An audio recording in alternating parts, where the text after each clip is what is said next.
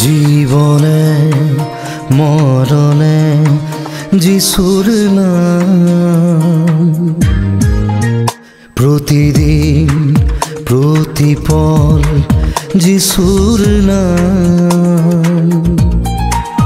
তুমি এই যা জীবন, তোমাতেই পরিত্রাণ, অর্পিল মন প্রাণ। জীবনে মরণে যিশুর নাম। ত্ৰাণকৰ্তা প্ৰভু যীশু খ্ৰীষ্টৰ নামত অভিনন্দন।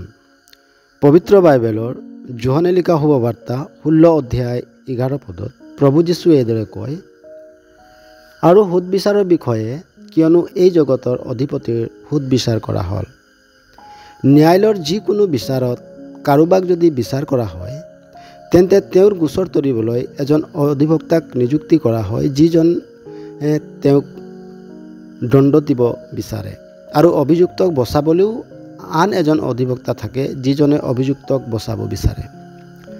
মানুহ যি জন্মৰ পৰা পাপী আৰু কৰ্মৰ দ্বাৰাই মহাপাপী হয়, যেতিয়া তেওঁ ঈশ্বৰৰ সুদবিচাৰৰ আসনৰ আগত উপস্থিত হ'ব, তেওঁৰ বাবে যুগুত কৰি ৰখা দণ্ড হৈছে অনন্তকলীয়া নৰক।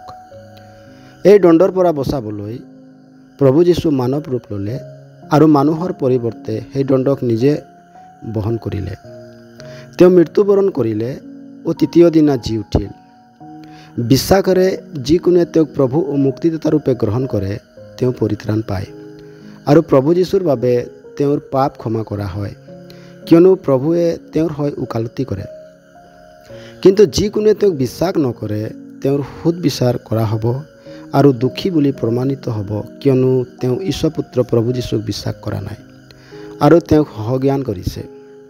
শয়তান যিজন জগতৰ অধিপতি হয়, সি বহুতকে ভ্ৰমিত ও ভ্ৰষ্ট কৰে। প্ৰভু যীশুক নমনা সকলোৱে শয়তানৰ লগত নৰকদণ্ডৰ যোগ্য হ'ব। সুদবিচাৰৰ দিনা সকলো সুদবিচাৰৰ বিষয় লৈ দোষী বুলি প্ৰমাণিত হ'ব। আপুনি আপোনাৰ বাবে কি নিৰ্বাচন কৰিব বিচাৰে?